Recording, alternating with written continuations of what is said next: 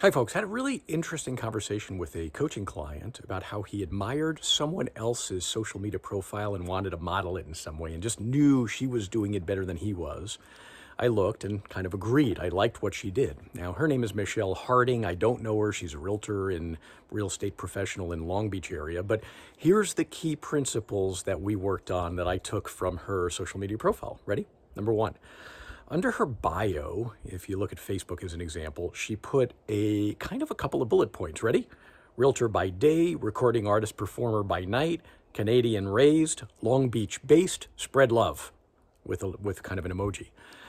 I love those bullet points. In Robert Cialdini's great marketing book, Influence, he says that likability is one of the 5 key factors that determines whether people do business with us. And there are ways to make yourself more likable. In fact, 3 ways. One of them is identifying commonalities, is sharing commonalities with people. If you put in your social media profile something like that, by the way, the guy who I'm coaching came up with this for himself, something to do with Dutch because he's Dutch, and dogs because he loves dogs and has dogs, something to do with real estate, something to do with drinking beer, believe it or not, something to do with liking people, some kind of bullet points that describe you. What you're doing is you're giving people an opportunity to connect with you. For example, even the fact that he just puts Dutch, well, I have a wanderlust for travel, and I think of La Dolce Vita as sort of like a European thing. So I hear the word Dutch, and it makes me like Robin more. Does that make sense? Okay. Oh, I mentioned the guy's name. Here we go. Another thing that she does well is she does stories.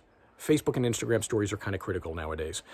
The stories are basically, they're up for only 24 hours. But we just posted a story, for example, 3 quick stories back to back to back on Facebook and Instagram and got over 1,000 eyeballs on Friday, whereas the one post that I had on Facebook only got 14 likes same day. So people want more and more the billboard, if you will. What does that mean? It means they want a quick visual hit, whether it's a photo or a video. And I love the idea of putting only 2 or 3 words as a title, or as few words as humanly possible. The reason that we got 1,000 views on our story on Friday was because it was a picture of myself and my wife and Rosalind, who works with me at our last event, and it said something like missing the online events or something, or missing the in-person events, I'm sorry. And in other words, you're sharing a value statement in only like 5 words. Everybody is missing in-person stuff right now, right? So that really worked. Another one is this woman, Michelle, has a lot of photos of herself. And believe it or not, frequency and commonality of contact, especially the sight of your face, is a Robert Cialdini marketing recommendation. So based on these quick hits, what might you do today and going forward in order to brand yourself better or to connect yourself better to people through social media or anything else?